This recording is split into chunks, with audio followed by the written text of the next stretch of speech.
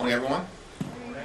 From the very beginning of this Congress, House Democrats have made clear that we will find bipartisan common ground with our Republican colleagues on any issue, whenever and wherever possible, in order to solve problems for hardworking American taxpayers and deliver real results.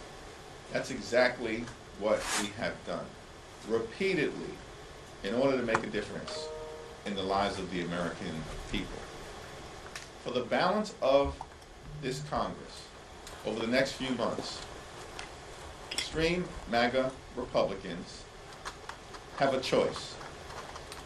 We can either engage in a bipartisan partnership in order to get things done for everyday Americans, or the extreme MAGA Republicans can engage in political stunts and gamesmanship. Unfortunately, in connection with the appropriations process that has just begun, the extreme MAGA Republican majority has unnecessarily decided to engage in political stunts and gamesmanship. By marking up appropriations bills that have zero chance of becoming law, because they will dramatically impose cuts on the American people that will hurt their health, their safety, and their economic well-being.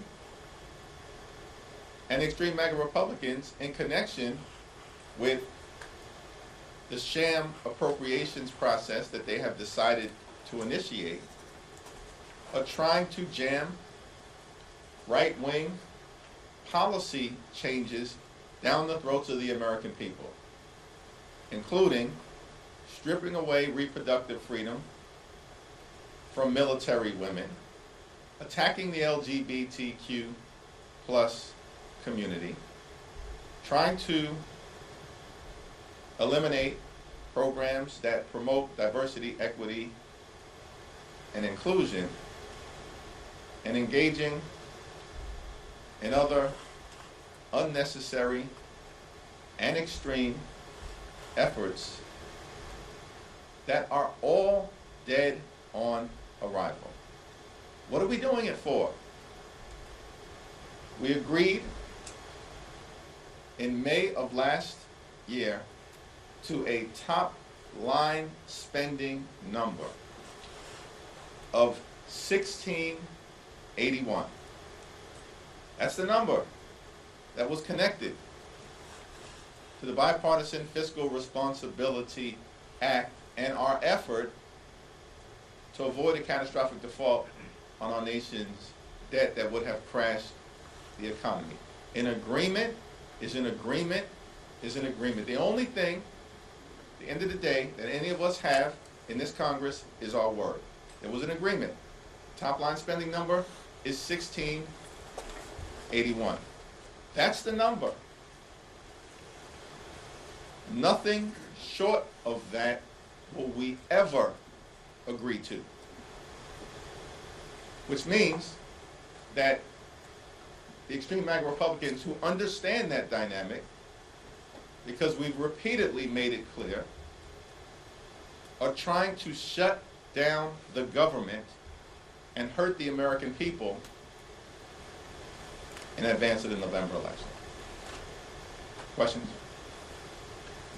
Chair Jeffries, can I get your reaction to Samuel Alito having thrown various flags of conservative nature outside of Forbes' Beach House and peers, as well as his executives? Is that appropriate for Supreme Court?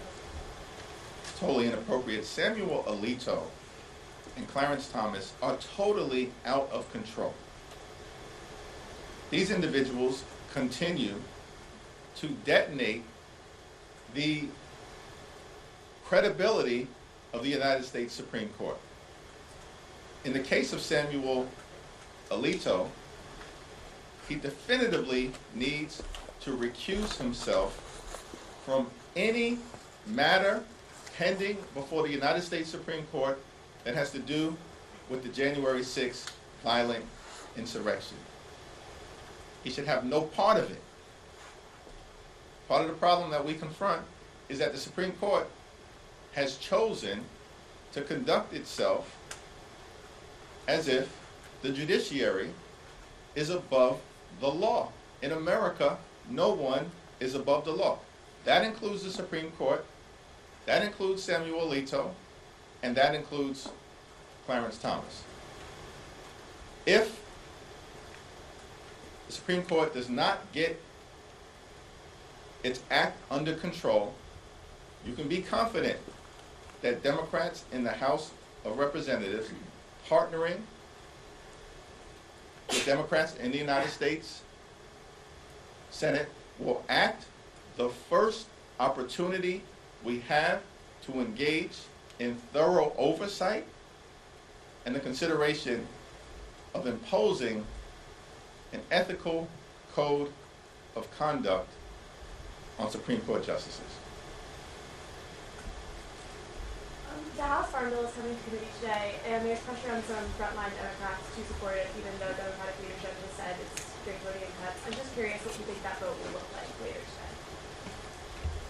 The members of the Ag Committee on the Democratic side have been engaging in multiple discussions with themselves, evaluating the legislation, figuring out which amendments should be offered. But all have made clear that the $30 billion cut to SNAP benefits is unacceptable, unconscionable, and un-American. The effort to roll back the progress that has been made on combating the climate crisis in connection with the Inflation Reduction Act is unacceptable. Our planet is at risk. We've taken important steps to try to address it. That the extreme MAGA Republicans, in connection with this partisan farm bill, want to roll back. That said, we have to see how the markup unfolds, what amendments are offered, what amendments are accepted, before any individual member on the Democratic side can make a fully informed decision about how to proceed. Second row. Thank you. I wanted to follow up on that question. So are you encouraging your members to vote against this, or do you think that they should vote it this year? We always encourage members to evaluate the legislation, both as it has initially been presented and in the context of a markup, what is the final product for consideration.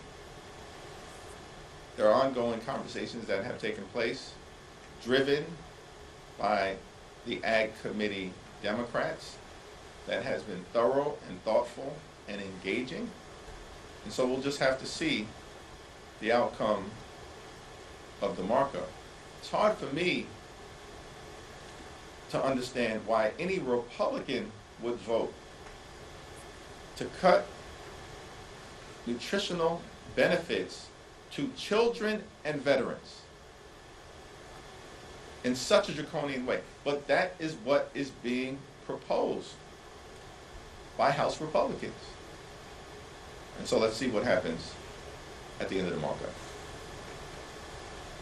There's quite a few members of your caucus who seem to express concern about that Yahoo addressing Congress.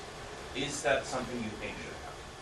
I'm in conversation with various parts of the House Democratic caucus, and in advance of those conversations being thoroughly completed, I'm not in a position to comment on what our position will be, particularly because there are ongoing discussions, as I understand it, led by Speaker Mike Johnson.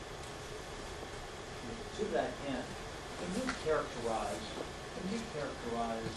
the divide inside the caucus, the consternation of it? Some are like, he's a world leader, he shouldn't be allowed to come speak. Others are like, no, he's a war criminal. This is a simple question. This is a simple question. The divide is overstated. The Republicans have repeatedly tried to make Israel a partisan political issue and divide Democrats, and they have failed. They have failed.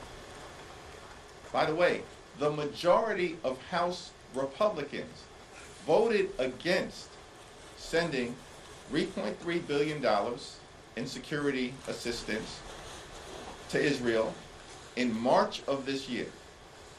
The majority of House Republicans voted against sending $500 million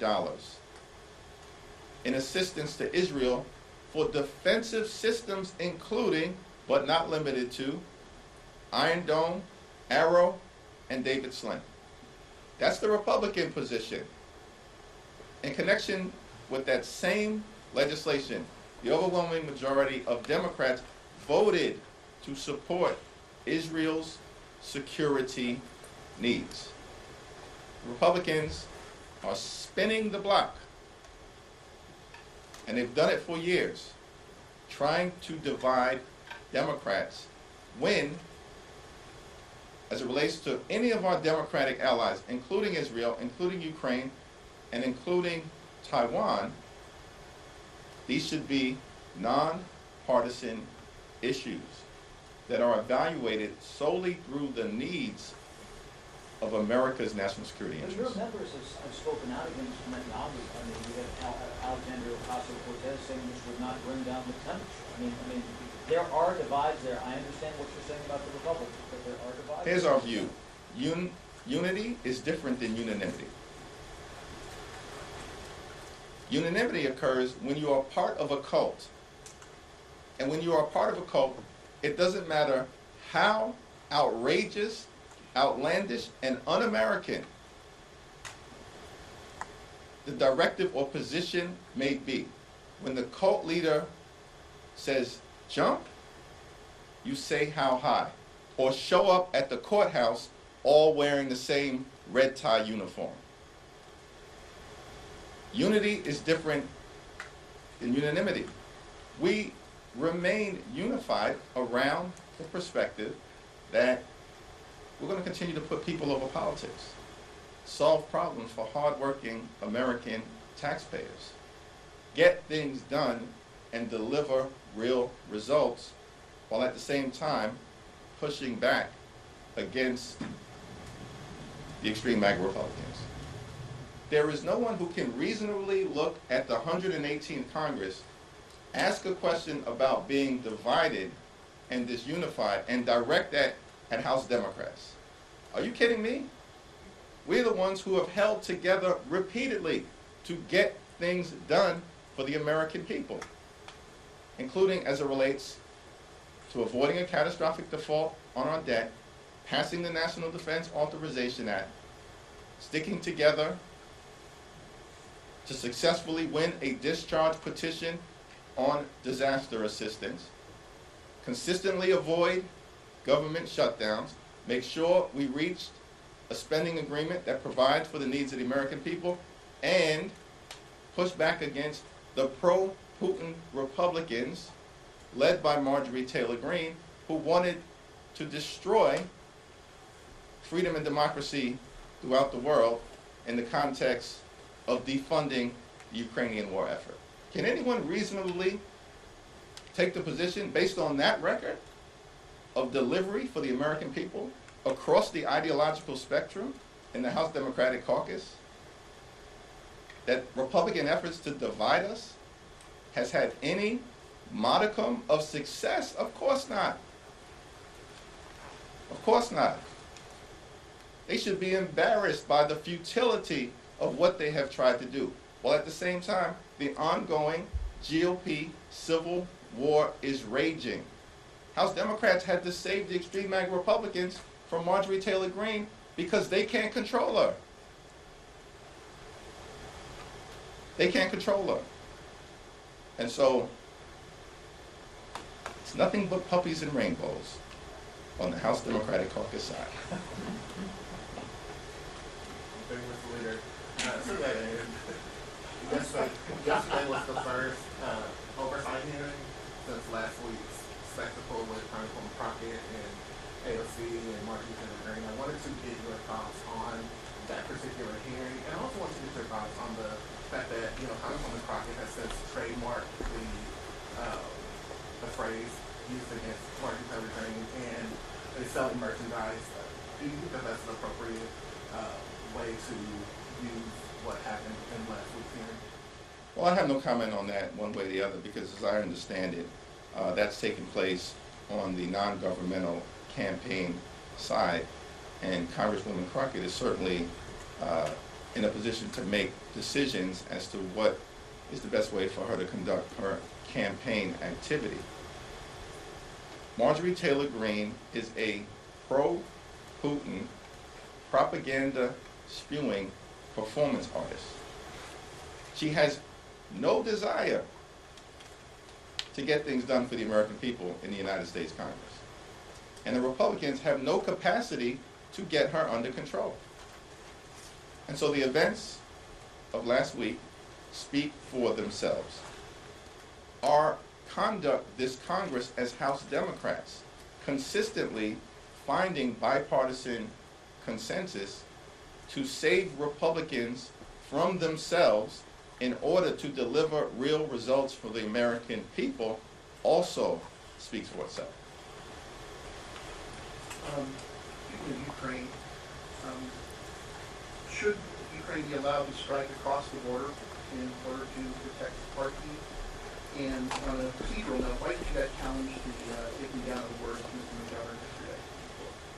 It's my understanding that was a decision that was made on the floor. I wasn't there at the time, but the whole episode highlights the fundamental question that runs through the 118th Congress. Are we going to choose the Constitution or the cult? The Constitution or the cult? We believe that our job is to champion the Constitution, defend democracy, and eradicate extremism. Apparently there are people on the other side of the aisle who want to try to silence Jim McGovern because he waxes the floor with them every time he speaks. Apparently it makes them uncomfortable and they just can't handle it, while at the same time giving Marjorie Taylor Greene free rein to conduct her outrageous behavior. This is what we're dealing with. Constitution or the cult. And Kharkiv. So with respect to the Ukrainian war effort, I think that these are ongoing conversations between the Biden administration and the Ukrainian defense apparatus. I am of the view that we need to be as aggressively supportive as possible in ensuring that Ukraine can be successful in pushing back against Russian aggression for the good of the Ukrainian people, for the good of our allies in Europe, and for the good of the free world. In terms of the specifics, that is something to be worked out at the moment between the Ukrainian government and the Biden administration, which has done an incredible job to date in supporting our democratic allies in Ukraine who have fought bravely against all odds. And we cannot rest until victory has been won. Thank you, Mr. Leader. Has Speaker Johnson approached you about a bipartisan path forward on a response to the ICC? And if so, what have those conversations looked like so far? And Speaker Johnson and myself have not had that conversation, but there are ongoing discussions, as I understand it, between Chairman McCall and Ranking Member Gregory Meeks. And the objective is to try to reach bipartisan consensus with respect to the International Criminal Court. Trump is in the Bronx this evening.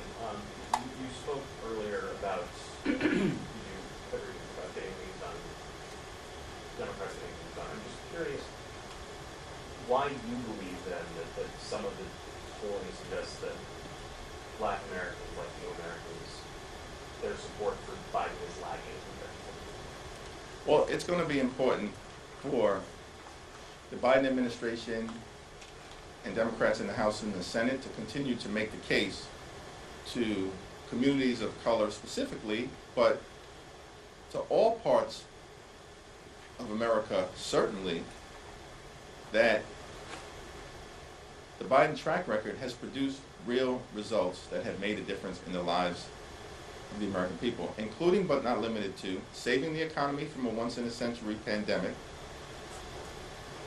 fixing our crumbling infrastructure in a manner that has created millions of good-paying jobs, ensuring clean water in every community, passing gun safety legislation for the first time in 30 years that will save lives, including in the black and brown community, making sure that we provide over 1 million veterans with access to health care who are suffering from harmful exposure to toxic substances, burn pits, and Agent Orange, bringing domestic manufacturing jobs back home to the United States of America, supporting science, technology, engineering, and mathematics education for our young people, and of course driving down the high price of life-saving prescription drugs for millions of Americans, including capping the price of insulin at $35 per month for those on Medicare who are disproportionately, in terms of dealing with diabetes, black and Latino. Historic investments in Latino serving institutions, historic investments in black colleges and universities, Latino unemployment, African American unemployment down, home ownership, and job creation in those communities, as is the case across all of America up. But we also recognize that there's more that needs to be done. And we're going to have to articulate a vision that's compelling over the next 4 years as to how we will continue to put people over politics, get things done, finish the job, lower costs, end price gouging, confront housing affordability, keep our communities safe, fix our broken immigration system, including by working on the issue of dreamers, farm workers, and family reunification, excuse me, while at the same time addressing the challenges at the border. We have a track record to make a compelling case and an important vision for the future, and we are just going to have to aggressively lean in over the next several months. Go here, and then. Following up on Republicans taking down Congressman Governor's words, have you raised any concerns about that with the Speaker? He and I haven't had an opportunity to have a conversation subsequent to that happening. So this week we've seen the Senate chaplain as well as the State Department offer condolences to the Iranian president. Do you have an issue with that, considering his record of human rights violations, especially some that people may consider to be sexist and homophobic? Yeah, I have no comment one way or the other on what any religious figures may do in the context of an accident or the death of any human being. I've had no comment on that situation one way or the other myself. Thank you. Back to the ICC quickly. We saw your statement after they introduced these charges, these recommendations, war crimes against Prime Minister Netanyahu. More broadly, though, do you consider the ICC a legitimate body? Do you think it does has some value in the global debate over war crimes and human rights and that sort of thing? And if so, knowing that the United States hasn't ratified, if so, does it not kind of delegitimize it if you're saying, well, these recommendations are okay and these recommendations are not? Milosevic is okay and Netanyahu is not. How do you square those two things? The United States, as you've pointed out, is not part of the International Criminal Court at this particular moment in time, and I think that's appropriate. Last question. So, what do you make, well, what's your opinion on Senator Schumer advancing that security pact that stalled, was it like 3 months ago now? that include some border provisions, does that have a place in the House if by some miracle it passes the Senate? Let's see what happens in the Senate. But I understand why Leader Schumer has chosen to advance legislation that is bipartisan in nature as part of an effort to actually try and address the challenges that we confront at the border. We have a broken immigration system, and we need order at the border. And we should enter into a bipartisan discussion about how to solve the issue as opposed to what's happening on the extreme MAGA Republican side, which is simply to try to weaponize the issue politically. The extreme MAGA Republicans are not serious about addressing the challenges that clearly exist at the border, which is why they detonated their own legislation after holding up Ukrainian security assistance for months by claiming that we needed border policy changes.